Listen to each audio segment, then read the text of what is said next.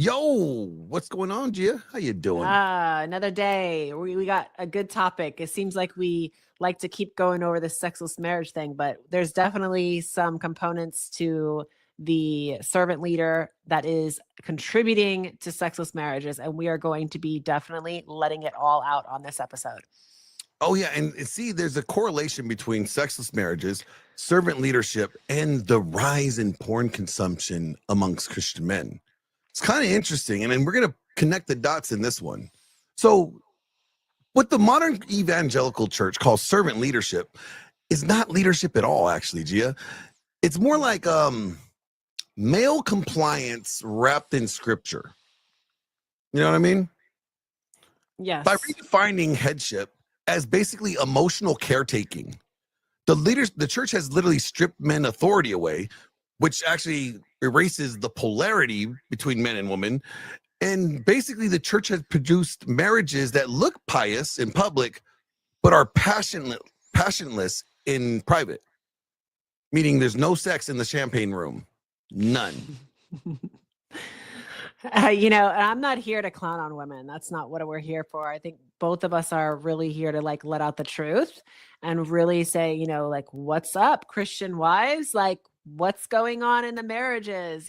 Because if you look at, right, like I pulled the stats, it was 1 out of every 5 marriages are sexless. And then, like, when you What? look at, yeah, it's kind of crazy. Like, when you look at how many total marriages there are, which I think it was like over 60 million marriages in America, that's over 12 million marriages that are sexless. That's a lot of sexless marriages. Okay. No And wonder why guys are so mad these days. and the crazy thing is, like, that's just the stats on people that actually admitted it. Now, we all know that data does there's too many loopholes there because people, one, lie, right? Yep. People don't actually tell the truth.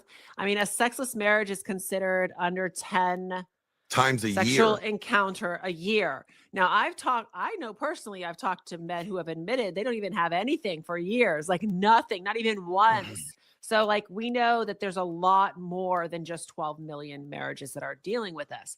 And Yeah. ladies, like, if you say that your main priority is for a man to lead and provide and to give security, where we hear this a lot from women, they're always talking about their needs. I need a man. I need a man, XYZ. But they don't ever talk about his needs, right?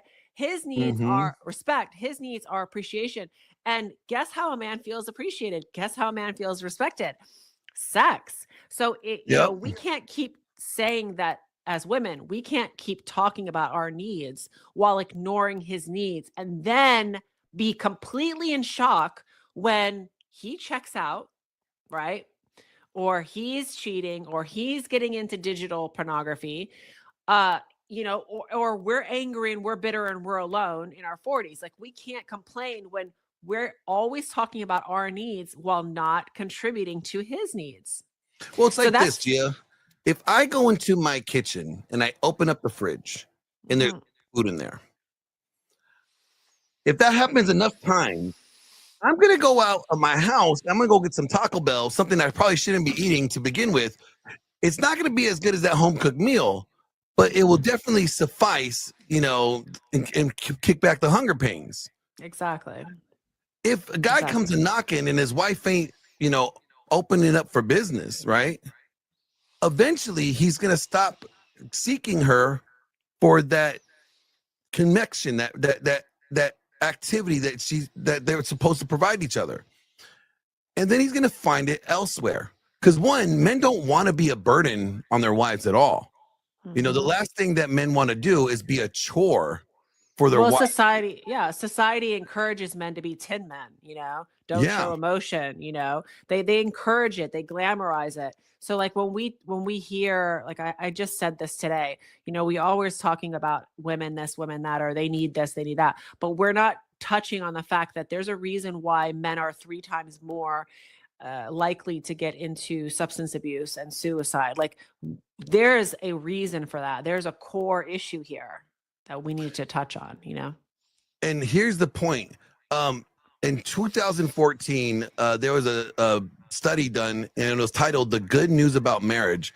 The sociologist noted this: among Christian church-going couples reporting low sexual satisfaction, the overwhelming cause was male passivity and emotional distance. What is male passivity? That basically means men stopped leading, then women stop desiring. But that's exactly what the servant leader model preaches and teaches. Men's leadership is not them really leading, it's basically managing her emotions, just trying to keep her happy. And that's not leading her because he has no control over her emotions. Exactly. You know, like I've spoken to how many people that tell me that the churches are basically telling them that a man's needs and wants go to die once he's married. That's a harsh message to tell a man. I mean, we are framing the male role as if he is a servant and she is in authority. Well, also, not just that, if the pastor is preaching that from the pulpit, he's not Mhm. just preaching it to all men. It's not an all men sermon, right? I'm sure there's women in this service too, listening. So, what the pastor's telling men, like, men, hey, your needs, your desires, not important. And who's listening? Women, their wives. Oh, the pastor told me. I remember when the pastor said, my husband's needs and desires are not important, but my needs and desires are very important. So he has to meet my needs and desires, but his not so much. And right there, you're inverting this, like, you're making her selfish in a sense where she doesn't have to fulfill Well, the duties. worse, it teaches her to fear dominant men. Ooh. So what it does is it teaches women that any man who expects submission, who expects a woman to follow his authority, is now pegged as not godly or a bad man. This really sets a precedence that's very dangerous. Yeah, because like when a husband is told that desiring his wife too strongly is lustful, Mm. right? And when his wife, disciplined in the same fear of sexuality, withdraws from him, the man's natural drive doesn't disappear. It's going to relocate, right?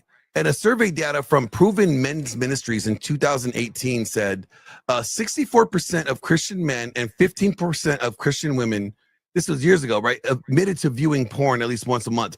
Do you know currently those numbers are 74% of Christian men and 44% of Christian women? So the two reasons men gave were, my wife isn't interested in sex. I don't want to cheat, but I need a release. So Mm. porn became the acceptable sin. It's like, hey, Yeah. you know what? It's the lesser of the two evils.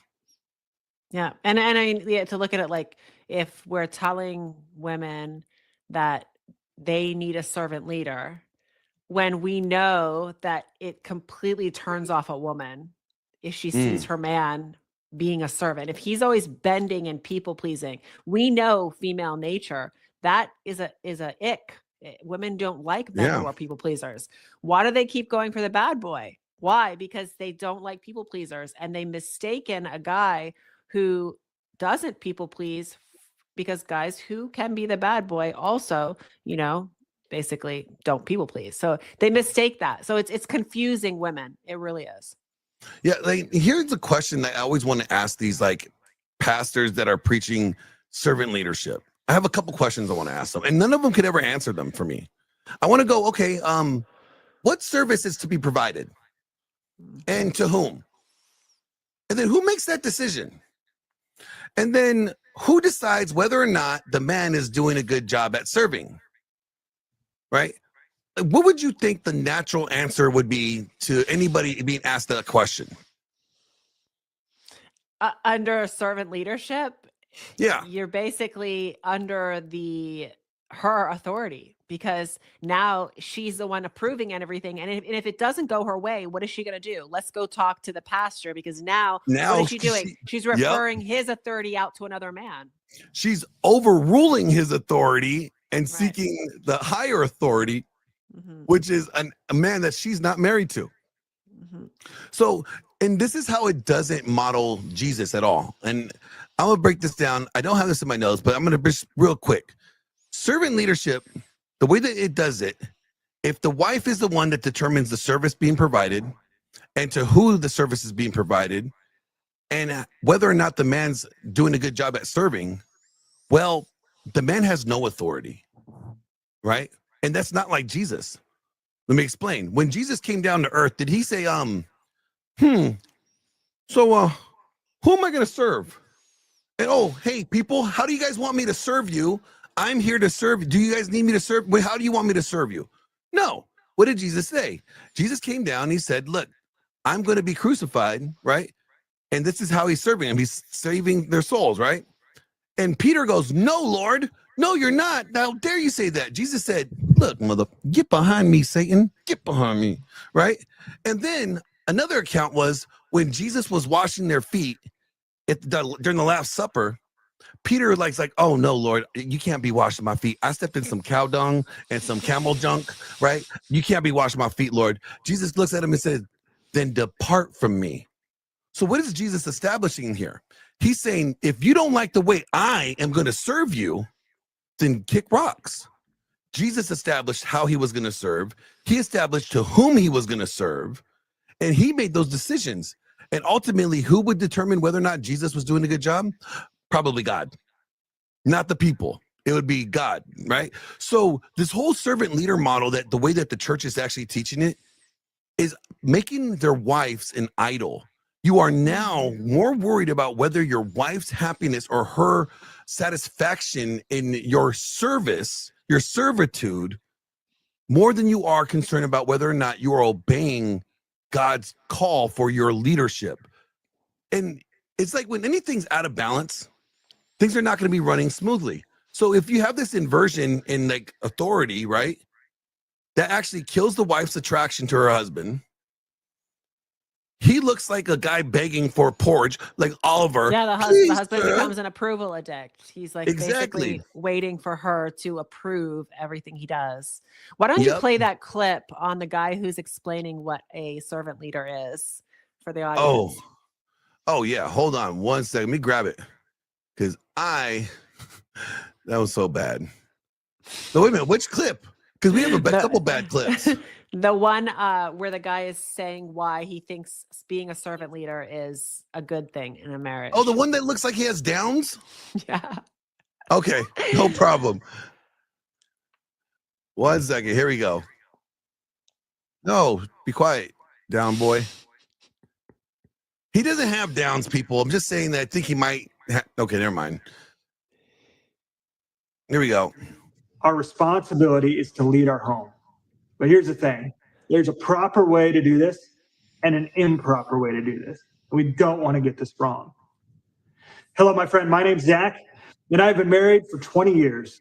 My high school. How do you think his 20-year marriage survived? Well, every single time somebody says something like "I've been married XYZ," I'm always like, okay, that doesn't say anything. That doesn't tell me anything, because you could be in a bad marriage for that long. How often are you having sex? How often are you having the kind of sex that you really, really desire?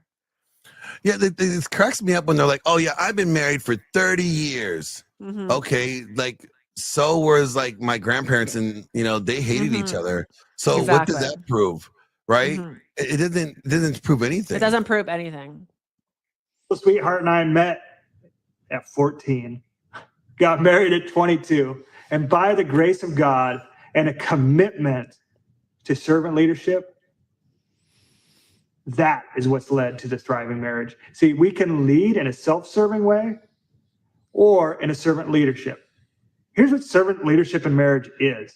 It's a powerful form of leadership that involves serving the other more than yourself, with an unconditional love and putting their lives and their needs above our own. See, you know what? I wouldn't have a problem with this if it went both ways. If servant leadership was required by both spouses, because you know what? If you were putting your husband's needs over yours and he was putting your needs over his, then you guys are focused on pleasing and satisfying each other, right? Yeah. Now both parties are getting their needs are being met. I wouldn't have a problem if it wasn't scripturally based. Like, we all know that scriptures are very, very clear, right? God, husband, wife, children. So why isn't, if they wanted to put it in a way that, okay, the husband answers to God, the wife is under the husband's authority, then I would be like, I get that. Yes, but they're not putting it that way. They're not addressing it like that. No, They're they're making not. it seem like a man's wants and needs go to die. Like that's not Yeah. biblical. Well, then think about this, and you wonder why, like they wonder why so many people don't want to get married today, right? Mhm. This is their sales pitch for men to get married. I'm going to tell you, it's really funny. Hold on, let me get rid of Downs guy. All right, so here we go, real quick. This is the sales pitch for marriage. Hey guys, you know what? You need to do the right thing. You need to get married. That's right. You need to get married. And you know what you're going to get when you get married? Yeah, you don't get to have friends anymore. No. All your free time now, all the things that you like to do when you were single, you don't get to do that. You have to let all that shit die. Your passions, your desires, your fun, your hobbies, that shit goes right out the window, bud. You got to kill that shit. Yeah. Why would you want to be a grown-ass man and having fun in life? No, that is not what men are supposed to do. You're supposed to actually sacrifice all the things that you want to do to make sure that your wife is happy. That means like you want to go have fun night with the boys and go play pickup basketball or shoot some pool. You better make sure that wifey is happy. You better make sure she approves of it. Oh, and if you think that being the head of the household means like you get to come home, have your meals warm and ready to eat, maybe even have your laundry cleaned, or maybe even have a woman there to give you a little action. How dare you? You should actually be more concerned about serving her needs. That's what you need to do. So you need to hurry up, go find a woman to go get married so that you could be a slave. Yeah, they say a lot of things that don't actually pan out in reality, right? Like when you actually put it into practice, do you think that a woman wants a man who comes to her and goes, "Can I do this?" Then you wonder why you hear stuff like, "I feel like I have a child and not a husband," right? Like what they preach and what is actionable in the real world, it doesn't pan out. It's not, yeah, you can't, it's not good in practice. Do you think that leads to resentment from the wife? Like does the wife Always. end up feeling like the husband is incompetent because he's Always. constantly seeking her approval rather than just leading? Always. Yeah, and then you wonder why she's like, "Oh, I can do things better. Oh, we don't need a man." Where is all this stuff coming from? It's coming from the theory that, he is literally people pleasing. He's addicted to people pleasing. It's in everything that we see. Yeah. All right, let's go back to Downs boy. Servant leadership is based on the idea that God comes before everything else, and our wife comes before our wants and desires. See, What? God first, our wife, and then what we want is down here. How is but that as even? men, as both. Yeah. No. Actually, should we educate him on what servant leader really means? Because this guy thinks he actually originated in the church. Well, first of all, we need to discuss when the word was actually even. That's what I was going to get to. Yeah. The origination of it. Mm-hmm. So let's go. Well, ladies and gentlemen, let me go ahead and give you a little back in time dream. Okay. Long time ago, in a far land and called 1969, there was this guy named Robert Greenleaf. And he came up with this corporate management model called servant leadership. The concept of leading by serving your people underneath you, kind of like you're leading by example. That was the idea, right? Well, the church kind of saw this new model of management theory, and they decided, you know what? We're going to make this Christian. This sounds kind of like Jesus. Jesus came and served us. Oh, he served us by dying on the cross. You know what? This is Christian kosher. And what they did was they took male headship authority and said that a man is only allowed to use authority if it's in service to serving his wife. That's not serving God. That'll kill attraction. Of exactly. So, slow Timmy here, he doesn't even know the origination of servant leadership. I feel bad for him. Yeah, look at him, look all baffled and confused. It was originated in the height of feminism. The word was originated in the height of feminism. So what does that tell you about the word itself? Oh, it's feminist. Yep. Sure is. It's why All right, so the Timmy. churches have had to pander to women to even introduce it, you know? Oh, that's why women got behind it so quickly. Hmm. All right, let's listen back to Slow Timmy. Followers of Christ, but also sinful man. You know, our desire a lot of times is for what we want, what we desire. But today we're going to talk about how to lead in a way that's a servant leader. And that's what we're called to be. See, the Bible says that we're to pour out our lives like Jesus died for the church. That's how we're supposed to live in marriage. That is a heavy responsibility. In fact, as I was talking to my wife about this, I was talking about, thank you for marrying me. Well, you watch me fail at that over and over and over again. Like, this is more of a, guys, we fail forward. That's the bar that we're trying to hit, but we're constantly failing forward. Let's dive in. First level of servant leadership at home is to lead by example. See, are we men that are reading the word? Are we men that are praying? Are we men that are so grafted to Christ that we're walking in lockstep union with him? Like, that's our first duty of leadership, is to walk it out ourselves. I don't have a problem with that. I think Leading a good by leader, example, yeah. leading by example is always a good thing. I think be the standard that you want people to measure up to. Nothing wrong with that. See, oftentimes in leadership in the world, what you'll see is leaders that go, do as I say, not as I do. No, my friend, that's not effective, and that's not what we're called to. We're called to walk with Christ. Follow me as I walk with Christ. That's what we're called to. To lead by example is the first level. So anytime you feel like, hey, I want my marriage to get a little better, we get better at the relationship with Christ by spending time with him. Like, you want communication to get better in marriage? You get better at communicating. Like, that's how we get there. Lead by example, my friend. Number 2, share the decision-making. Leading is not a dictatorship. See, too often I've heard husbands that they're telling their wives to submit as they make decisions. My friend, the Bible doesn't call you to that. Again, it calls us to live like Jesus. And you don't see Jesus as he's walking with the disciples, as he's walking other people. You don't see him say, do this now.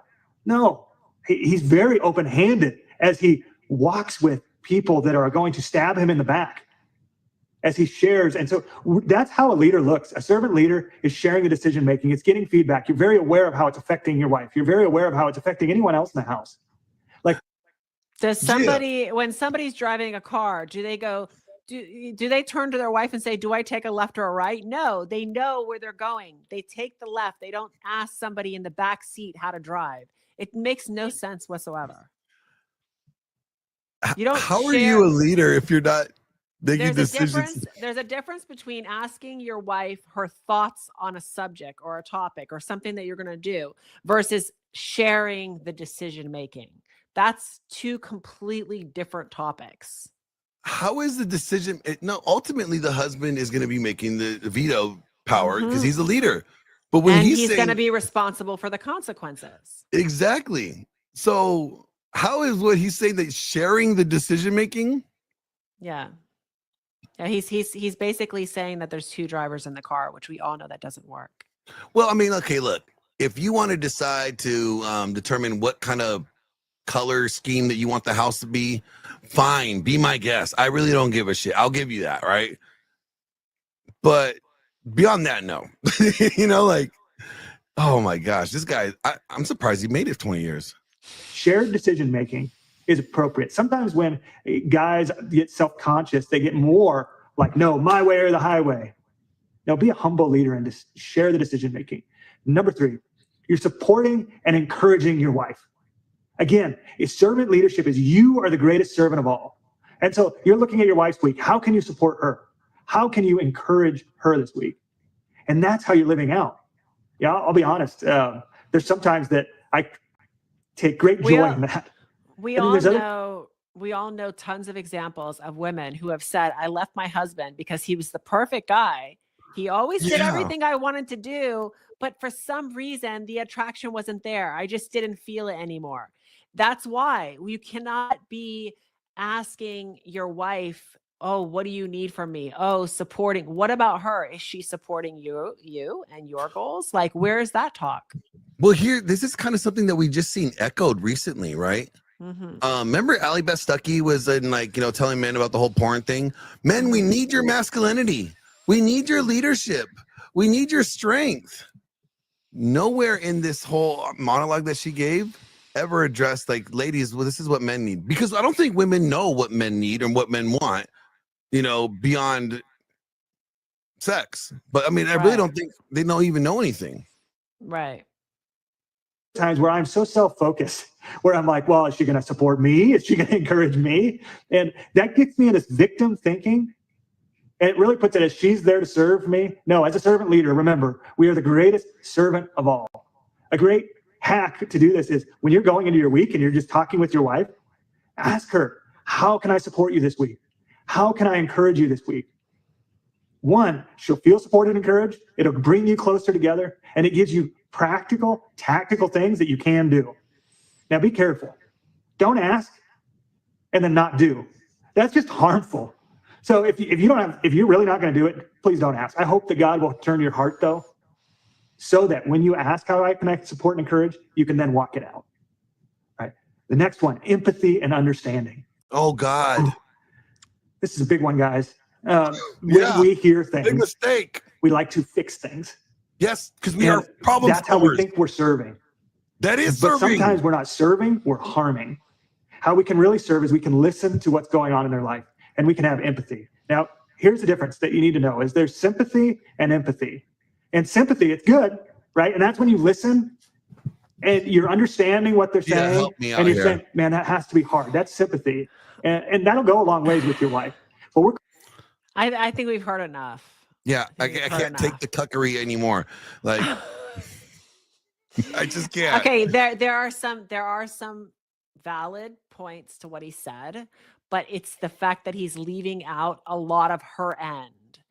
Oh, yeah. He could be saying, well, I'm directing this to a man because I'm a man. Okay, I get this, but you cannot try to help a man. Like when we talked to Raphael, you cannot help men if you are not giving them what to look out for on the other end. Because now what you're doing is you're literally teaching a man to be under a woman's authority. Well, yeah. And see, again, I don't think these Christian pastors or people that are pushing this realize what they're doing. No. Right? If men are supposed to be filtering their decisions as in what would please God, or remember those little bracelets growing up, WWJD, what would Jesus do? Right? Instead of filtering the decision making and everything for their family and the leadership going forward, instead of going, what would Jesus do? They're going, what would my wife want? What would my wife want? Yeah, and they're always addressing what men should do. They're never addressing what is going on. Like, for instance, we all know that, and I've seen it, women think that lust is sinful, right? Oh, lust is sinful. I hear this all the time, but we don't understand. Like, many women don't understand that lust is actually a good thing when it's directed from a husband to a wife. Yeah, that's desire. Well, I think they're saying desire is lustful. Like, would you say they confuse lust and desire? I think that they don't understand that part of desire is lust. Yeah, because I would say it goes hand in hand. A husband desiring his wife is not lustful.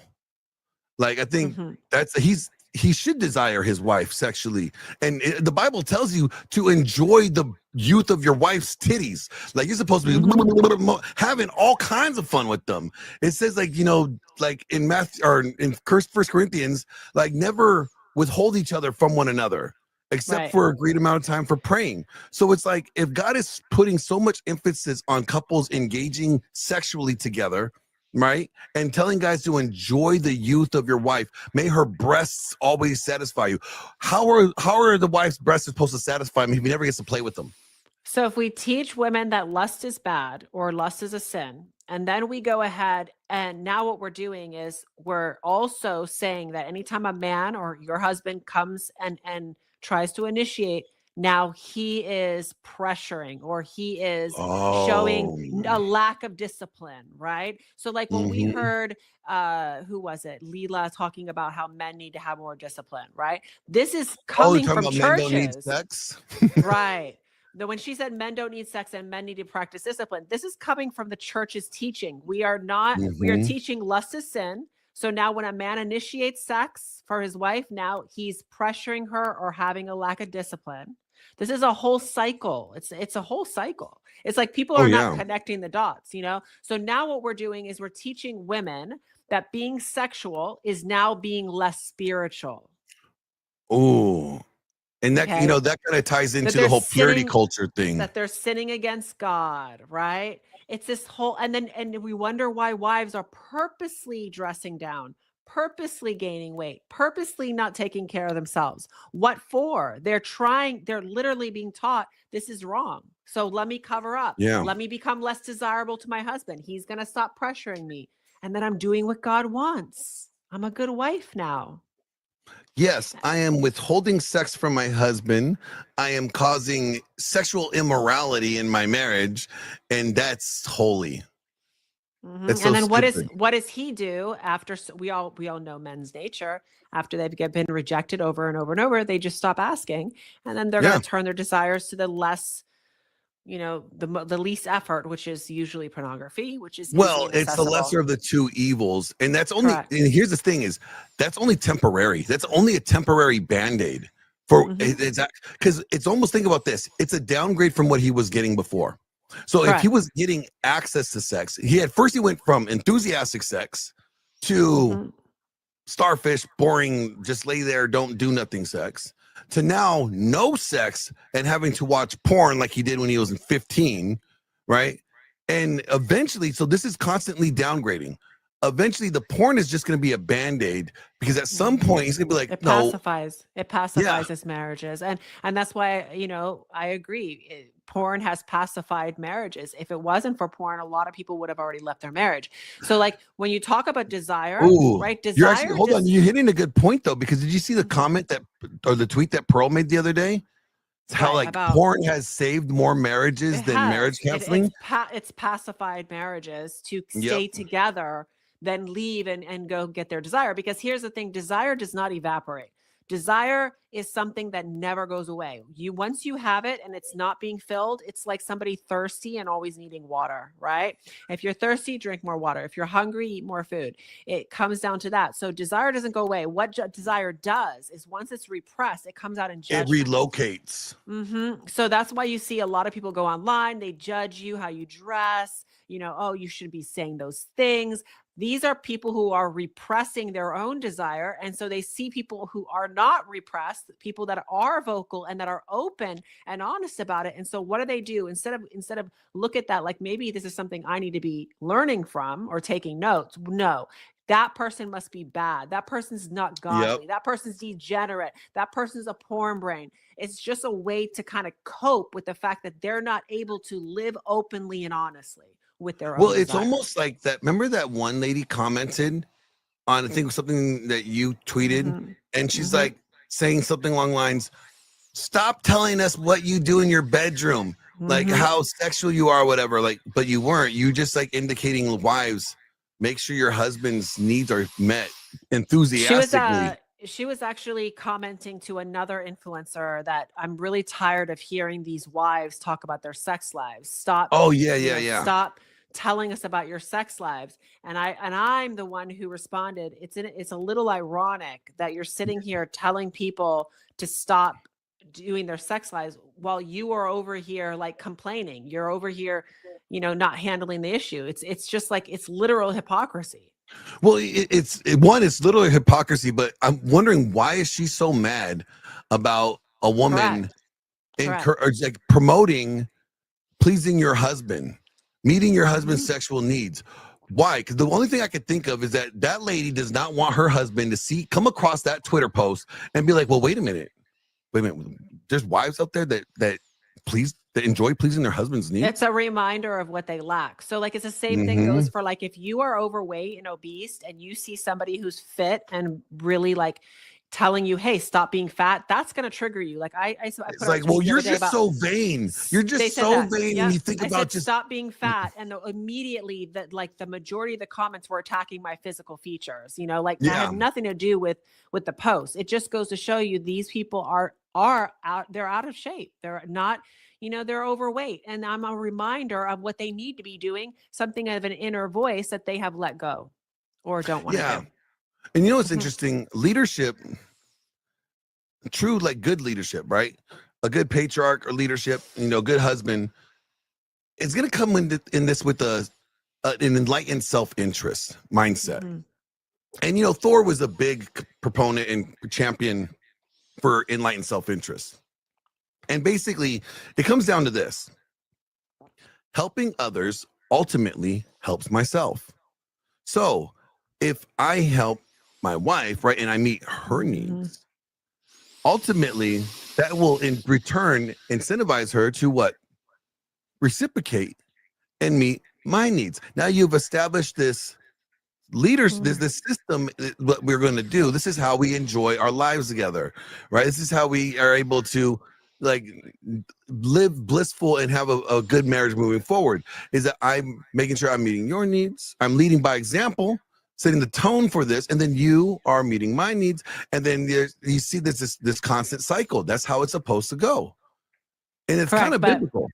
But if she's always not interested and always turning him away, this is why a lot of men will just be like, oh, she's just not interested.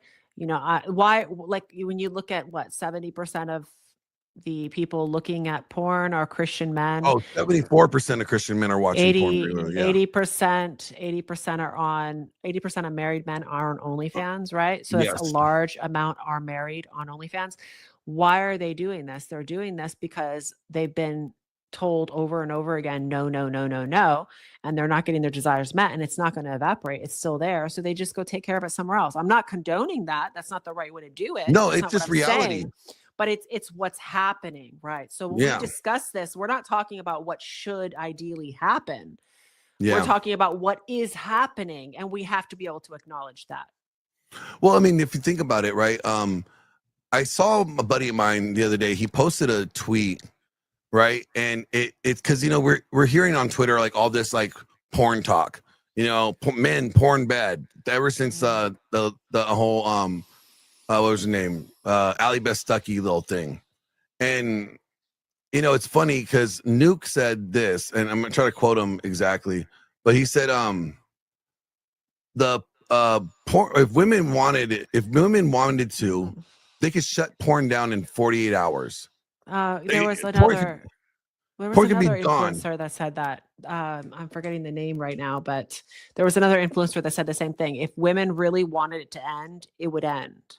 Yeah, because Mhm. they're the gatekeepers of sex. So if Mhm. porn is a supplement, And women are the gatekeepers of keeping sex alive in a marriage. yep.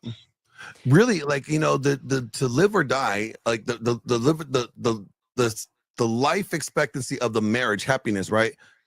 Really, I mean, unfortunately, it does ride a lot on the woman's eagerness and intentional nurturingness of the marriage.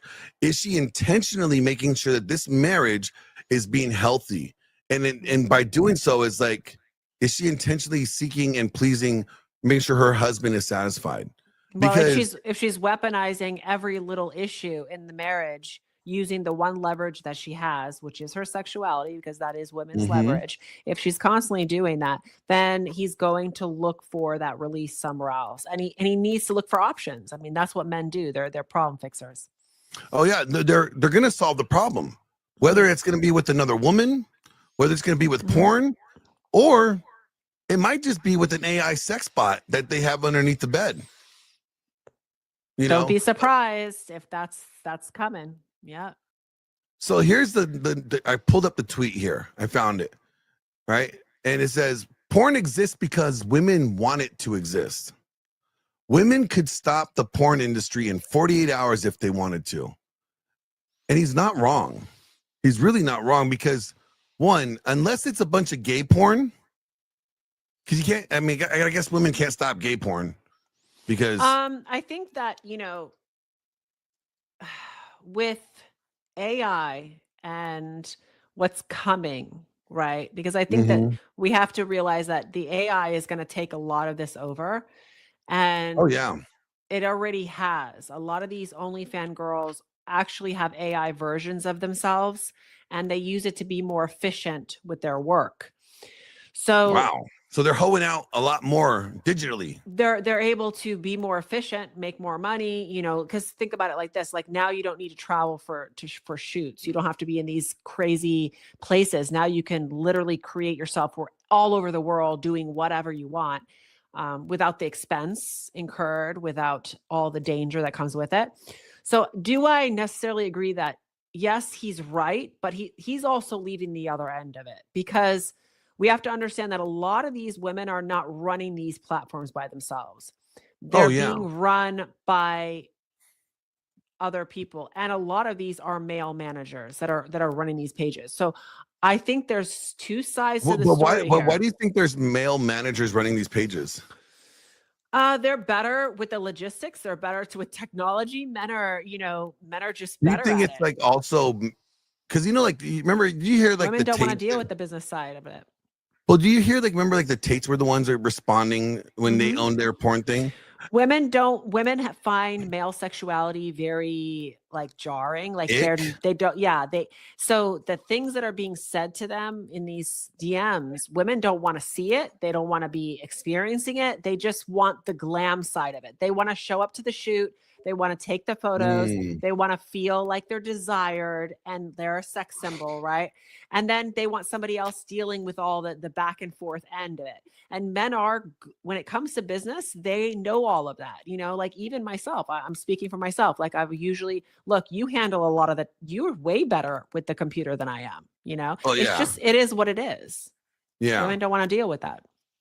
So it's funny, like let's go to the psychological aspect real quick. Mhm. What do women actually really need? When women are aroused, what are they aroused by? They're by the security in the guy's character, right? They need several things, right? They need their emotional needs met. Okay. They Mm-hmm. need to feel like a man cares, that he's But checking up okay, I was on gonna say, her. what does that emotional need being met looks like? Like, Mhm. could you explain That that a little bit he's more? that he's checking up on her, that even when he's gone, that he's calling her, "Hey, is there anything that you need?" Hey, Gotcha. he could have money, but if he's always paying somebody else to do it, that's going to make her feel like he's emotionally distant, that he's not there. So she actually wants, like, if she, whatever it may be, fixing a tire, right? She wants to know that he physically is going to be there to help her with that, because What that, does it also show like him not being competent if he's always paying out for someone else to do it? yes and no, but for her, it's more of like he doesn't care. It doesn't show that Mm, he's looking after her, that she sees it as he's being emotionally distant, or he's not really okay. like caring about her well-being, which also covers the protection end, because she wants to feel Mm, protected. So that also covers that. She also has physical needs. Now, this is where sex comes in: intimacy, kissing, touching, feeling like he's there. He desires her. Okay. That's the physical needs. That could also okay. have to do with provisioning, because her physical needs are, right, to feel like she has a roof over her head, clothes, Mm-hmm. some of her wants and needs on that end. Then you have the spiritual side, right? So you have spiritual needs. Now, this is where your purpose comes in, your direction. She needs to know that he also has a direction for something bigger, for something in the long game. If Oh he, yeah. Yeah. if he is self-serving, meaning everything is very selfish, whether it be, just wants to party with his friends and drink all night, and there's no direction, purpose for family or legacy, or, no God, no belief in God, that is going to come out in ways that she will try to try to fill that void elsewhere. So what happens is a lot of women Mm, are missing the physical, the emotional, and the spiritual needs from one relationship. So what they do is they try to fill the void in other areas of life. It could be partying, it could be drinking, it could be hanging out with girls, it could be pornography. There's so many ways to like distract yourself from what you need ultimately long yeah. term. So that's what's happening. Women are distracting themselves with the wrong things, and it comes out in self-sabotage. But okay, so but what do women need?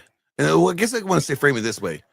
Mhm. This is how I think it. I think women are aroused by security in the man's character, right? He provides this level of security to her, this level of strength in his decision making. He's not constantly needing her approval. There's this sense of security that he just leads. He just does, and when he does, he does it and it's good for the family, right? It's not just self-seeking, selfish ambition, right? Well, yeah, he's guiding her. So like a woman Yeah. loves if a man comes to her and says, I've been thinking about this in the next 5 years. Why don't we do this plan? It's really going to help us with our family and our marriage or our relationship. Like women like to see a man take that initiative and come to her with these ideas on how he's going forward in life. That makes Yeah. her feel like he's got a direction, he's got a purpose. And see, you mentioned that earlier, and I mentioned this in one of my series, masculine purpose, right? And I talk to a lot of guys, and they always seem to be telling me like them finding a wife is their purpose, having a family is their purpose. And I'm like, no, it doesn't make sense. It's not even biblical. I mean, Mhm. let's look at Adam and Eve, for example. God gave Adam a purpose, and he was to do what? He was supposed to take care of the garden, name all the animals. He had to have dominion over this area. This is his dominion. God gave him a purpose before what? He gave him a wife. So when guys are trying to say they need to find a wife because that's their purpose, or when they get married, they kind of disregard their purpose and they replace their purpose with their wife. I think that actually shows incompetence for women and a Well, reason to be questioning his abilities. so just like a woman has many different needs on different levels, so does a man. Hmm. So when a Yeah. man tells you, "Hey, my purpose is my wife," what he's basically saying or not saying but leading with is that he doesn't have the other aspects. He hasn't thought about what he needs spiritually because a wife can definitely help a man lead his purpose and be part of that direction, that long Mm. game. She can help support him in that. So, like, whatever that may be, let's say he wants to have a family and he wants to own his own business. And by year XYZ, he wants to have 2 million in resources so that he can retire and travel the world with his wife. I'm just giving like Yeah. Yeah.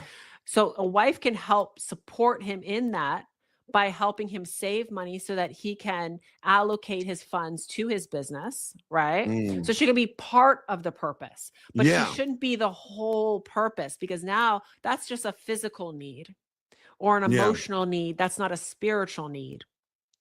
I think So, that what we're dealing with is we have in our world today, we have people that really don't believe in God. They oh don't have yeah. that spiritual side of things. And because Or of if that, they say they believe in God, it's like lip service. It's not like true, genuine, like conviction. they're missing that other side and they don't really know what that is. So they fill it with distractions and they get Mm. wrapped up in materialism and sex and hedonism and all the other things. All right, so I want to ask you a couple questions here. I'm going to rapid fire these questions at you, and you're going to answer them. Okay. Question number one: what if the woman says her husband is really passive? Like he can't lead because he's very passive. He's like, oh, Mhm. what do you want to do, honey? So the first thing I would ask her is, was he always like that? That's the first thing I would ask her. Because a lot of people who become passive, it's something that happens over time. It's not Mm. something that is just like instant. Because if it's something she's complaining about, then what that tells me is that he wasn't always that way. Otherwise, she wouldn't really be complaining about it because she met him that way and she married him that way.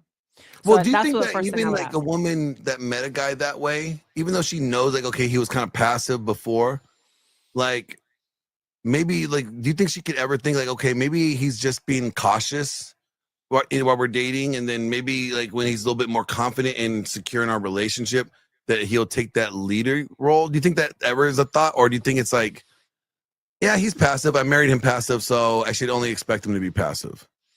I think that most women don't ask the right questions when they Mm. get into a committed relationship. They just go off of most people. This is what happens in most relationships. They end up having sex right away. And Yep. then the next thing you know, she's in the house, nesting, putting her things, asking him, where are we going to go with the relationship? And he's like, well, yeah, I like you. I want to see more of you. And she's like, okay, well, let's just do this. There's no actual plan. There's no, hey, what do you want 5 to 10 years? Hey, tell me how you handle temptation in a relationship. Show me what you think of cheating. Tell me what you want. Like, there's real specific questions that can help you understand that person's mindset and what they're expecting long term to save you from getting into those really bad situations. And most people don't ask them. So how about this? If a husband is really passive, Mhm. right? Instead of like, because if the husband's passive, what do you think about this? If the wife just asks his opinion instead of like making the decision, like because she knows that he's probably going to be like, he'll just follow whatever she says, right? So if she wants him to be more of a leader in Mhm. that leadership role, right? Because she can't respect the guy that is constantly trying to defer to her, right? So if she actually values her marriage, what if instead of making the decisions, she goes, you know what would you do? What would you want to do? Right? I actually had this situation. I actually had a girl that I was helping Hmm. have this same exact issue. Like she always had to tell him even the littlest things, you know? And I asked her exactly what I said to you before. Was he always this way? And she's like, Yeah. yes, he was always this way. When I met him, he wouldn't even take out the trash on his own without saying something. Like he was just like that. So I start diving into his background, his upbringing. And sure enough, raised by a single mother, Mm. okay, was told from a child what to do, every little thing all the way through. So he never questioned it. It was what he got used to. So whenever I hear somebody say, "Well, a man has to lead," right? Or this Hmm. is the way it has to be, I laugh because there are some couples that don't operate that way. Yeah. They can't operate that way. Not every man wants to be a leader. Not every woman wants to follow. And Yeah. this is an important topic because while we know that structure is important and we see how it plays out in a healthy relationship, some relationships will never operate that way. So, how do we Yeah. help these people navigate where they are? We can make them aware of, is this something that you want to continue? Is this a deal breaker for you? And if it isn't, then Mm. help them in their relationship. But if it is a deal breaker, then they have to also realize that person isn't going to change. This is how it's going to be. So at that point, it's like, I mean, that you would think that this is something you would think about before you actually get married, right? If these are signs because they're like, oh, has he always been this way? Well, the entire course of our relationship, this is how he was. Then you Mhm. shouldn't be expecting anything else. So if it's Exactly. now problematic for you, you should have thought about it before you got married. Is if this is Exactly. going to be something that you could live with, you Correct. So know? once you've made that commitment and you said, I do, now you've made that commitment. There is no plan B. And I try to tell women this all the time. As soon as you have a plan B, you're never going to make that plan A work because you have a backup plan. And that's what women do. They have these backup plans and so they don't want to see it through to the end. And once you say I do, it's no longer. Now, if you want to have your eyes wide open in the dating stage, yes, do it then. But once you're married, sorry, you're going to need to make it work. This is who you said yes to. He checked the box, obviously, because you said I do. So now let him know, hey, you know what? You can now, like I always say, right? Lead by example. So even in my own marriage, I didn't wait around to blame him or point fingers at my husband. I took the initiative to do what I needed. And Mm. then he started noticing what I was doing and I let him know this is my life now, this is part of me. And Yeah. as long as he respects that, we were good. It's learning to respect that we're never going to be alike. I tell that to women all the time. He's never going to be your identical twin. To stop trying to make him your identical twin. That's the thing. They try to make them like they're like, I don't know, they're Cabbage Patch doll. Like, like they dress up together, they're twinning, right? So, all right, here's a question. What if a woman says, like, she comes to us or she's talking to us, she's like, I just have no desire for him. Like, he's a great guy. He is so sweet. He's caring, he's compassionate. He's great with the kids. Oh my gosh. Anything I need, he'll drop what he's doing and just help me out if I needed him. But I don't desire him. Mhm. It's a mindset. So again, I'd ask the same question. Were you ever were you ever attracted to him? Did you ever desire him? When was the sex good, right?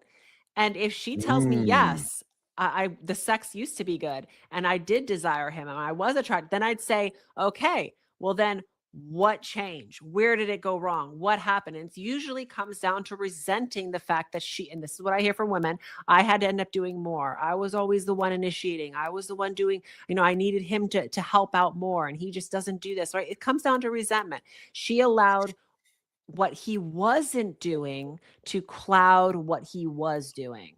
So stop looking at what he isn't doing and focus on what he is doing.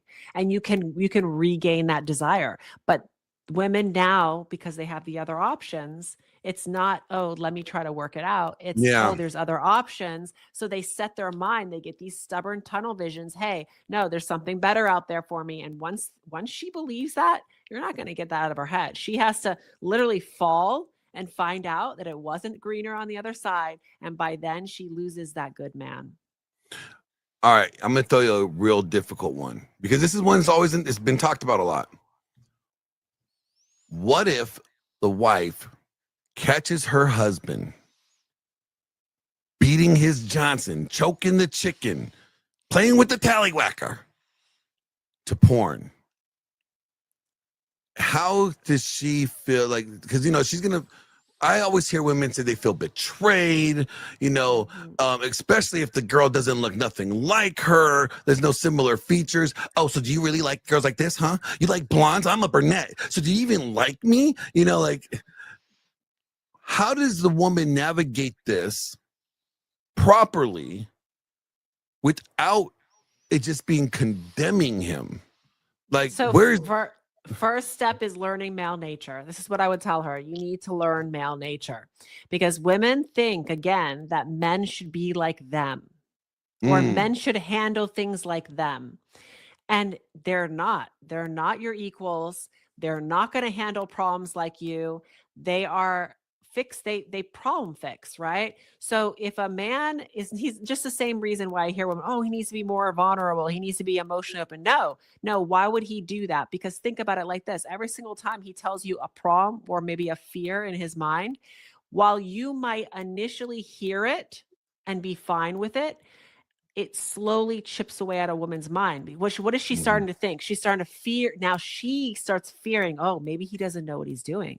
Maybe he lack doesn't of know the next competency. step, right? It chips away. It takes away from the attraction. She now doesn't see him as the problem solver anymore. She's now wondering if he has it together, if he's trying to figure it out. So a man, one of the worst things like a man can do is be vulnerable and open. Because he needs to be what? Competency is what keeps her attracted. He needs to stay competent. And that means he needs to be thinking about what he needs to think about or how he's going to go forward without letting her know. The same thing happens with if she caught him jacking off. If she caught him doing this, he took care of his needs or he fixed a problem and did not want to address it because apparently he's tried to come on to you or he's tried to ask for your sex and you pushed him away over and over and over again. So now as a woman, it's time for you to learn male nature and understand the amount of sex and attraction a man needs. He's got 17 times more testosterone running through his system than you. He needs to be having sex on a daily basis. If he's having to come to you, that right there is a problem. A man, you should be giving a man so much sex that he doesn't even need to ask you for it. He should ask for breaks. He should ask for breaks. Ben, he should be begging for breaks. Correct. Not today. He should be begging for breaks. So if he's coming to you, he's not getting enough. He's not getting enough. So I tell women, it's almost in a way. It's almost in a way like what you're telling them to do is like if you catch your husband watching porn, one before getting mad at him, right? You need to self-reflect as why would he be watching this?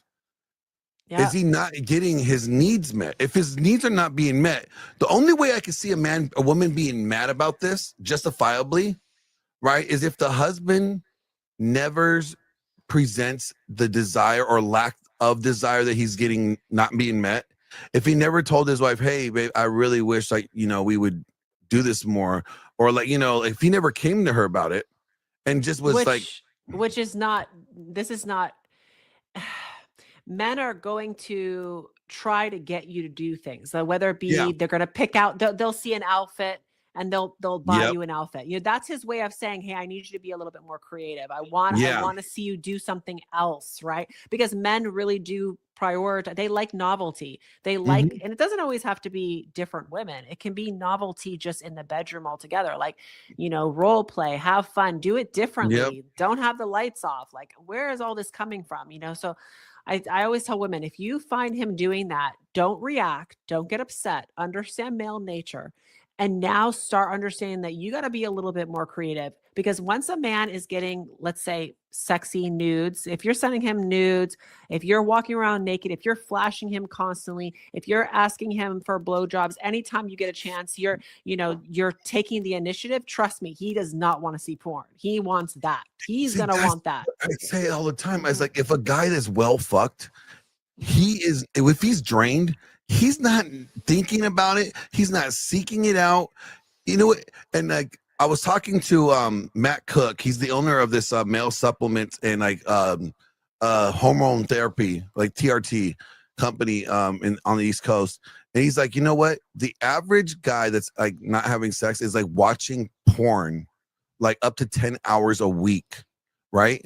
And that's on at work. He's scrolling, or when he's in the bathroom, taking a little longer to go number 2, right? He's scrolling, or like when you are in the other room, he's scrolling, right? And it's like, these are all, think about 10 hours. Think about how much 10 hours is, right? It's a little bit more than a full day's of work, right? How much more productive could that man be if he was able to apply that 10 hours into more productive pursuits, whether it's for the family, maybe that 10 hours a day or 10 hours a week that he's watching porn, he started a side hustle. And now he has 2 revenue streams. Now he could retire his wife eventually over time because he created this other revenue stream. Wife could be at home with the kids. Do you see how much like the porn issue the guy's seeking because he's not getting his needs met actually is counterproductive to the wife's overall satisfaction and livelihood? So they don't realize like that, like, oh, it's just his evil sexual horniness is bad. No, it's actually the lack of you meeting his needs is causing him to take away from the family even more than just him watching porn. It's productivity. And I want to make something very clear for the viewers because I'll hear this a lot. Oh, you're condoning porn use. No, I am not condoning porn use. I am not saying that men should go do that. I'm only I'm letting you guys know that this is basically the lesser of 2 evils. He still loves his wife. He still desires his wife. He still wants to be with his wife. But if he is constantly having that desire, does not evaporate. I'll say it over and over again. The desire is still there. And so that's a man walking around always with an itch that's not getting scratched. It's like being all the time thirsty. It's the same reason why it's hollow in the bedroom. It's he doesn't even want to come home. He gets to a point where like, what's the sense, I wonder if like, how mad would a woman be if like she caught her husband watching like content that they created? So I wonder if like if she would be just as equally mad at him beating his meat in the bathroom if he was beating his meat to the bathroom to their home video. Like, you know what I'm saying? Like, would she be that mad? I mean, I can only speak for myself. I've never actually asked Because a I'm woman looking this, at it in but principle. I'm thinking about the principle of it because the principle of the act is he is not seeking her at this point for this gratification, this release, this desire, right? But he's still utilizing her. But if a woman is giving her husband, constant release and always being there to please him, he doesn't even really need that because it's like he Exactly. always has his wife. So like, but I do think that I personally in my own marriage, like I send my husband all the time stuff because even like I'll be running errands and I'll send him a flash picture, like because I'm constantly keeping him knowing that I'm desiring him, that I'm Yes, you're thinking of him. you're still fanning that flame. Like you're being And I think responsible. Yeah. women need to do that more often, That's right, ladies. Send your man nudies more. You know what? He's out there hard working during the day. There's nothing better than a nice little work break with a little nipple flash. Send your man some nudies. And I mean, like, I can understand, like, if you are a new mother or you're pregnant too. Like, I have talked to mothers who go through like some periods where they need to do that. This is where I think it might actually be good to do a video or something with him, and then he can have that, because otherwise, I've spoken to wives that have literally told their husbands, "Go use your hand," while I'm in this recovery stage. So if we get That our makes sense. husband. Yeah, if we get our husband to desire another woman, I would prefer him watching my own than Yeah, I mean, the yeah, that other makes way sense. It's like, around. Yeah. because like, I mean, if you're like, yeah, go Mhm. go relieve yourself. Okay, Mhm. with what? I don't know. Figure it out.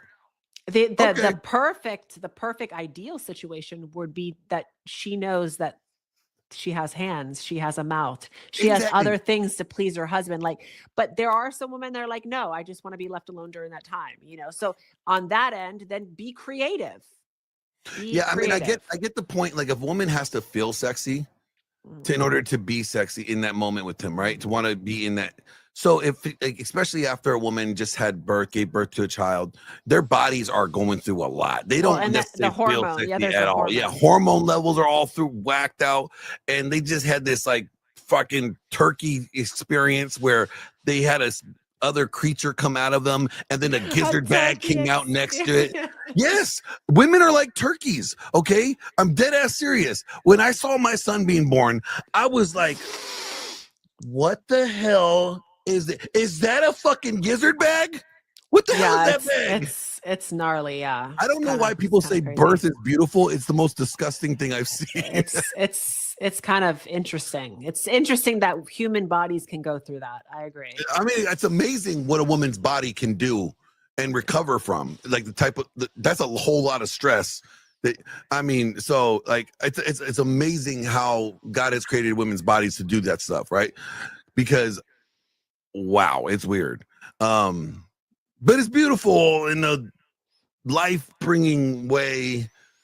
But yeah, but no, I'm saying like when a woman goes through that experience, I could understand why she wouldn't necessarily feel in that moment mentally sexy or inclined to even be in that mindset.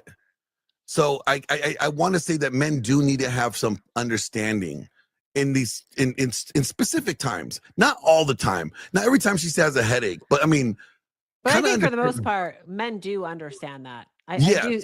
I've spoken to enough husbands that get that. You know, it's not like they're over there like, oh no, you know, you're going against your. No, they are giving their women a lot of understanding, but it's not the 3 weeks or the 4 weeks. It's like it's Yeah. going 6 months. We're talking like years that I'm hearing that women just get into this rut. And I can even see it. I even see it with myself, and I'm on top of myself all the Mm. time, you know, just to like not wear the fluffy pajamas and like put on something more like lingerie. That takes Oh, effort. That takes yeah. effort. So Yeah, I I remember my can skit that see I made how, where I said like the skit was like, well, yeah, she stopped wearing sexy outfits to bed, and now she's wearing sweatpants and a big t-shirt. because even if you are feeling sexy and you have an amazing body, you still want to be comfortable. Women still want to be comfortable, especially in their own home. So it takes a lot of like awareness, self-awareness to go up. I've worn that.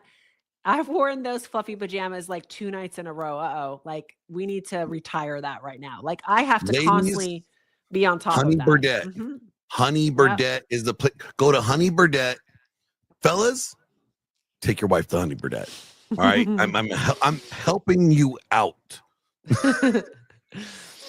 So now I don't know what it is. back to the whole, you know, this mutual submission that they preach in the Oh, churches, because I wanna yeah. touch on that. They tell people that So there's a mutual submission. I've seen this on a lot of the pastors in churches. They'll do you want me tell to play the women. clip? Yeah, sure, sure.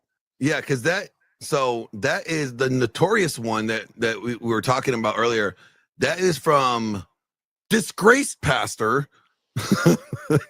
um and it really he got kicked out of his other church. That's a disgraced pastor, Mark Driscoll, right? And here, let me pull it up. And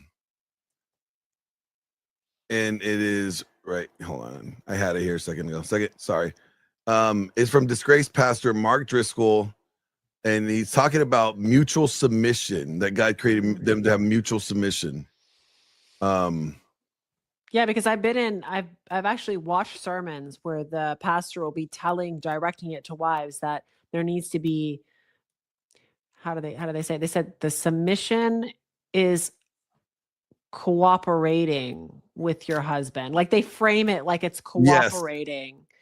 And that's exactly not what it means. No. It's And actually, I'm glad pandering you to bring women. this one up because I have had to like I'll show you when we after we play this video. So I'm sorry. It is right. Here it is. Sorry. Found it.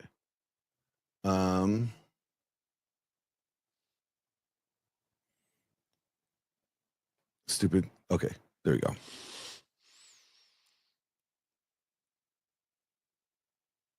Because that basically tells men that leadership is shared and there's no hierarchy. Yeah. Like when you say mutual submission or cooperation, it's like shared leadership. Yep. So here we go. Treat your wife like you treat your kids. Your wife is your peer. She is your equal. God told Adam it's not good to be alone. You need help. She's going to help you. The two of you need to be one. So it's plural leadership. That's why the Bible says that children should honor and obey their mother and their father. Why? Because they're both leaders. So mom and dad are the leaders of the family. The father, the husband, he is the head of the family. This doesn't mean that he's the bully. This doesn't mean that he's domineering, overbearing. It doesn't mean that he gets to boss everybody around. It doesn't mean that he gets to be a control freak. What it means is he's supposed to treat his family the way Jesus treats his church. He's supposed to lead with love, humility, sacrifice, considering the well-being of others. And it should be that when your kids look at their father and your wife looks at her husband, they say, I see a reflection of Jesus in that guy. You can't treat your wife like you treat your kids. All right. So Yeah, show me a woman who's attracted to a man that she has to lead. There is like there is none. A woman does not want to have to lead a man. nope. And so he talks about mutual submission, right? And here, let me pull up the real word.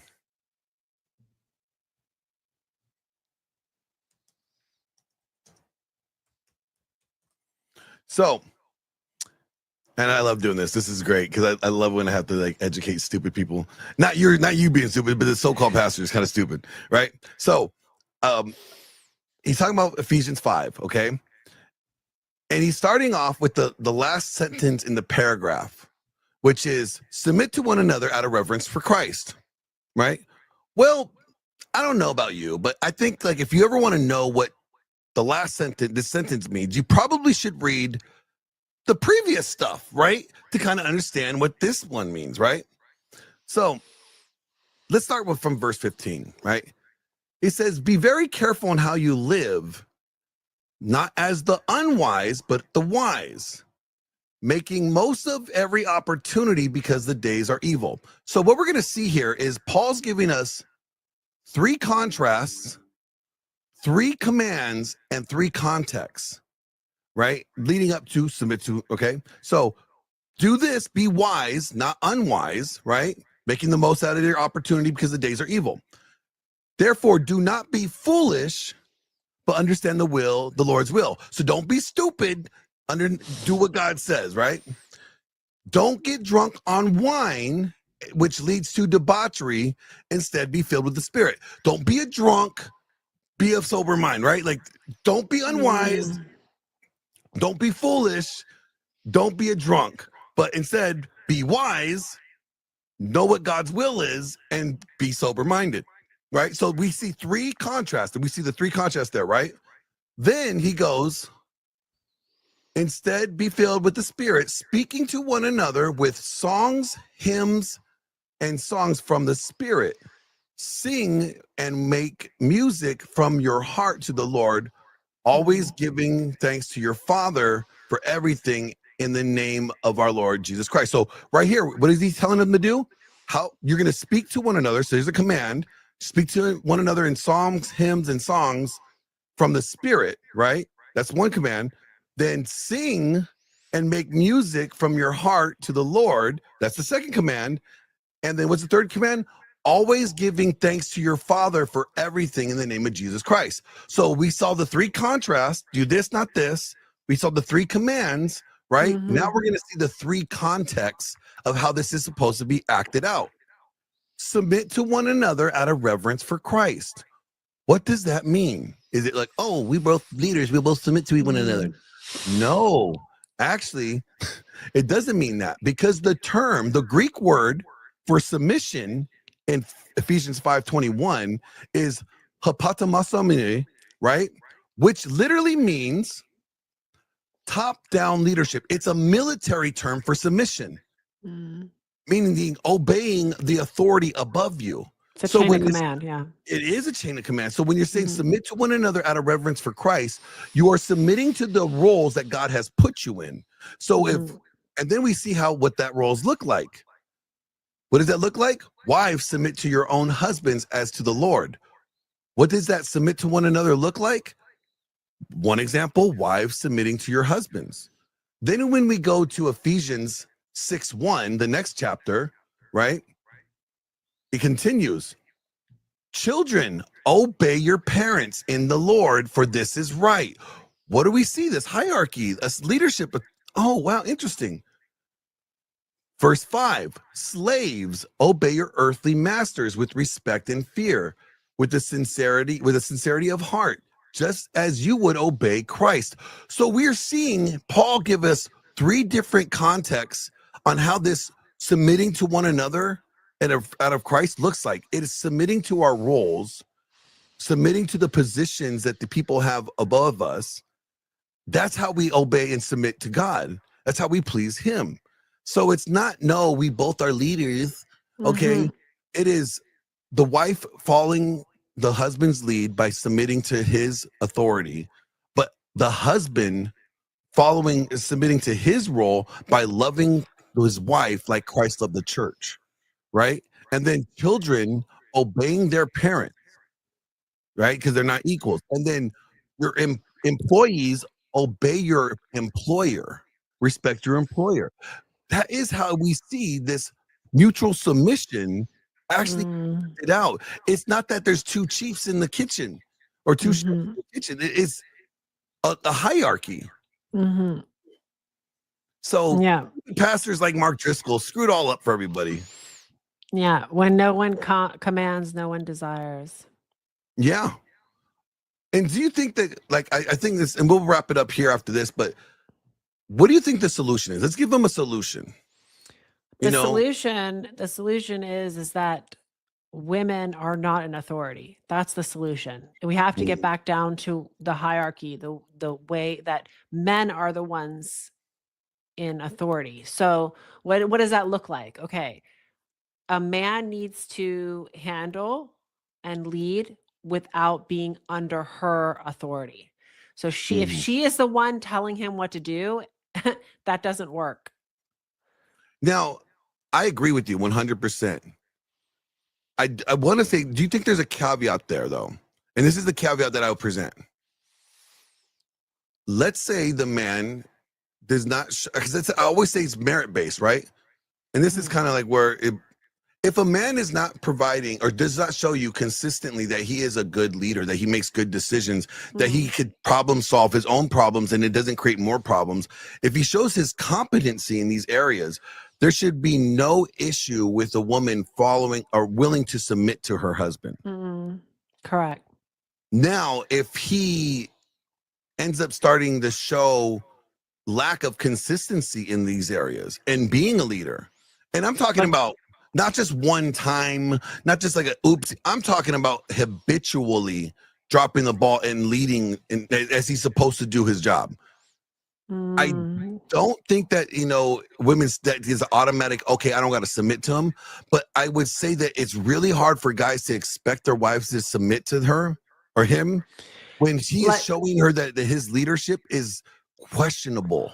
Like what I talked about before, there are some men that they don't want to lead. They just don't want to. So what do you do in that? That's the nuance. There are some men that don't want it and the role has been reversed, but that's what works for them. So I think it comes down to being aware. For them? Does I it mean, work? that's the way they've been functioning. Is that dysfunctional? But what I mean by that, does that work for them? Is she okay with that position? Did she seek it out? Like, okay, yeah, he wants me to lead. Cool. I'm great with leading. I'm fine with it. Or does she actually like, fuck, I have to do this because he is not going to, Somebody Correct. has to lead. So, because I don't think a woman would have resentment towards her husband if it was something that she wanted to do, right? Mhm. But if he's forcing her to be in a position of leadership that she And she actually doesn't was want to be hoping, there. yes, Yeah. that's where the resentment would come up. So then she's going to have to be again, it comes down to being honest. What are your needs? What are your deal breakers? You know, you have to, both sides have to be willing to say, this is a deal breaker for me. This is just not working out, you Yeah. know? And then because, you know, even if one individual takes and leads by example, but the other person is like, I'm just going to keep doing whatever I want. It still doesn't work like that Oh either. yeah. Because like, It's got to be a two-sided thing. there has to be unity and agreement, and that's Yeah. part of the whole submit to one another out of reverence for Christ. Mhm. You are in unity to doing this thing, not just for each other, but you're actually doing it for who? For Christ. So wives are not submitting to their husbands because like maybe he's the coolest person in the world. No, they're doing it also because it knows that it pleases Christ. Husbands are Mhm. not willing to die for their wives, even though she's bitching and complaining all the damn time. That doesn't make him really want to go lay his life down for her. No, but Mhm. he's doing it because it's pleases Christ. So it's almost like this. I try to liken like wife submission to the military in the sense of like, look, when I was in the military, I really wasn't a big Bush fan. I really wasn't. I thought just really, I'm not going to bash the guy, but I just really wasn't. He wasn't my favorite president. All right, I liked Bill Clinton a little bit better. He played the saxophone and he got blowjobs in the Oval Office. That was he was pretty cool, right? But regardless of the fact of my personal opinion of Bush, I respected the office that he held. And the Mhm. office that he held was commander in chief. So that means when if he gave me an order, I would execute the order out of respect for the role that he holds above me. Mhm. Not the man, it's the office, the title. So I tell women like, look, you and your husband may not be seen eye to eye. You may think he's a piece of shit right now, but you're not doing it because you're respecting his piece of shit attitude. No, you actually doing it because you are respecting the title, the office that he holds in this Mhm. relationship, which is his husband, right? Even though he may not be being a good husband in your eyes, or maybe he's not being the best of husband that he's been before, right? But you are doing it to respect the office because you respect the sanctity of the marriage. It's the structure of the marriage, what it's supposed to be. That's what you Mhm. really are respecting. Does that make sense? Like, like, Yeah, yeah, it makes sense. It's just that it's women biologically, you know, they're wired to find arousal in a man who's strong, oh yeah, who gives a sense of security, who has direction. So if that's lacking, you know, naturally a desire is it's gonna pull back. And yeah. that's why I say if her desire is being pulled back, what's going on there? Like, got to get down to the root cause. Yeah, because and in these conversations, guys always like to frame it that, oh, the woman's sexless, the marriage becoming sexless is Mm. her fault, Yeah, right? As if he doesn't have any responsibility in, yes. and I hate that because it's not that. People want to make it so black and white, oh yeah, my wife just doesn't want to have sex with me no more. Well, what are you doing wrong? Yeah. There's always gonna be, and you know that's why I say sometimes you have to fail to win. You have to. Mm, Because if you could find the silver lining on why it failed and fix it and take accountability for it and change it and be responsible going forward, then it's a good thing that you failed because it teaches your weaknesses and your strengths. But people like to just always point fingers and blame everyone else. Oh, it's the wife's fault, right? So then what do? They leave, they go into another relationship. They didn't and they learn did any nothing. responsibility, any accountability, and then they just repeat the same thing. And what do they end up doing after this happens 2, 3 times? Now it's all women are horrible, all Yep. women are to blame, and I have nothing to blame. I'm perfect. No, Yeah. you haven't ever resolved your own side of your own issues. Well, and here's the other thing. Like, I think comfortability breeds contentment, right? And when guys do this unintentionally, they think that providing security is going to help her be more, available. No, that if she gets so too comfortable, Hmm. if she doesn't feel like no matter what she does, she's still gonna get nothing's gonna change for her. Like I Well, said, then it's not just financial. It's not physical, right? yeah, Women have yeah, yep, emotional, physical, and spiritual needs. So you could be a great provider. You could be a great provider, but if you're not like physical, like if you're not taking care of your body, you're not yep, keeping your own end up. I know this, I see this all the time. Couples, the guy is a great provider. He takes care of the house and all the bills, but he gets really fat, really sloppy, doesn't yeah, do his, doesn't take care of his breath or his nails or his skin or anything like that. Then he doesn't have any spiritual direction, right? He just kind of coasts along. He'll watch yep. 5 hours of He has TV. no ambition Right. He other doesn't than want to do after anything. he punches his 8 hours She's going to in. lose desire. So it's Yep, not just one end. And I think the easy thing to do is stay single. I agree. The easiest thing to do is just stay on your own. Then you're not going no, to need yeah, to address any of these. But if you really want the long game, which the long game, it takes all these little things that we're talking about today to be on top of and be self-aware and never, ever get comfortable. yeah. I mean, marriage. Once you say "I do," it doesn't mean the game is over and you guys won and you're cashing out. Marriage, when you say "I do," the game has just begun. Oh, yeah. And now it's like dating is like playing in the D League, like the semi-pros, right? Once you get married, you're in the pros. Like Yeah. the cost is high, Yeah. but I the say this all the reward is time. high too, right? You cannot, you have to date to win every single day. If I take 24 hours off and I'm not kissing him, I'm not hugging him, I'm not telling him how much I love him, I'm not showing him appreciation, I skip dinner, I don't do that's the next day, we're going to have a problem, Speaking but of when that, you're single, you when need you're to get single, going because you got to yeah, make dinner now. I know. I gotta get my butt into the kitchen. But seriously, like a single, you could take 2, 3, 4 days, even weeks off of doing shit Yep. nothing, and then go put on a nice dress, makeup, and act like you got it all together the next day. So that's why single is always easier. Yeah, because you don't have to be consistent. You don't have to be. You don't have to be that person that you're projecting yourself out to be. You're marketing yourself out to be every single day. But when you're married, no, you have to be what You have to live it, breathe it, Yeah, eat it, everything. it's almost like Mhm. like it's like dieting, right? People go on diets and they go on these fads, like, oh, I'm gonna diet. Well, no, it's the wrong mentality because that means it's only temporary. What you need to do is make a lifestyle change. So whatever version of yourself that you projected that who you are or you want to be, and you got your wife or your husband to commit to you in marriage, you have to now make that as a lifestyle change and become that version of that what you projected.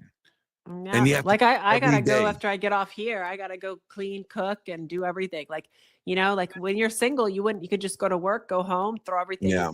and who cares? So With that yeah. being said, I don't want you to get in trouble and I don't want this episode to be causing any problems over there. So you need to get your ass in the kitchen, woman. You got some work to be done. Joe, I got you, man. I got you. Do we cover all the tops, or do we miss anything here? What I do we think we miss? covered all the tops and the bottoms. Okay. So with that being said, ladies and gentlemen, you get married because you want to protect and you love this relationship.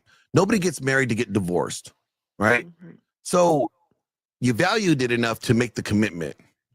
How about you guys value it enough to see it through and do the work?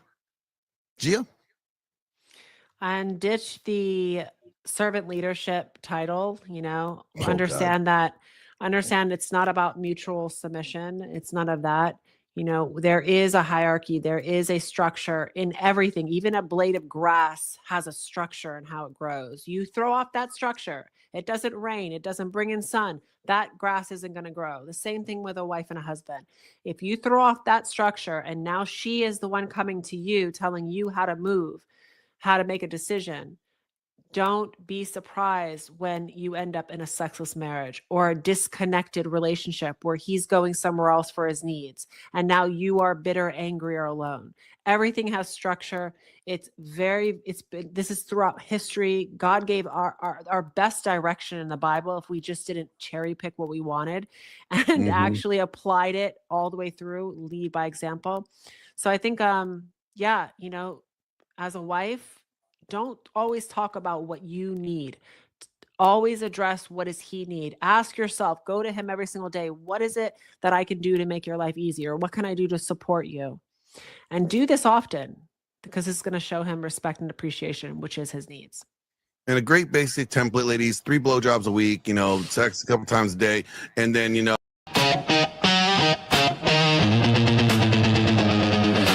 Glenn walks in with a dominant presence. Voice cuts deep like a sermon with essence. Gia steps up, pure elegant grace. Beauty with brains puts the world in its place. They light the mic, that truth ignites, burning through the fake in the dead of night. No labels, no camps, no tribal cage. They're carving out truth on an empty page. They're relentless warriors, forged like Thor. Modern Viking knocking down every door. You can't pin them down, can't put them in a box. They'll stomp it flat and break your locks. Ceilings, please, they leap sky high, shattering limits you set with a lie. They'll lead in the way, believe that. No simps, no saints, no soft disguise. They see through the games and the alibis. They're not here to please, they're here to lead. Truth and balance, yeah, that's the creed of woods. Boom, plenty of truth on fire. They're calling out the world's desire. From fake ideals to moral decay, they're lighting up the modern age.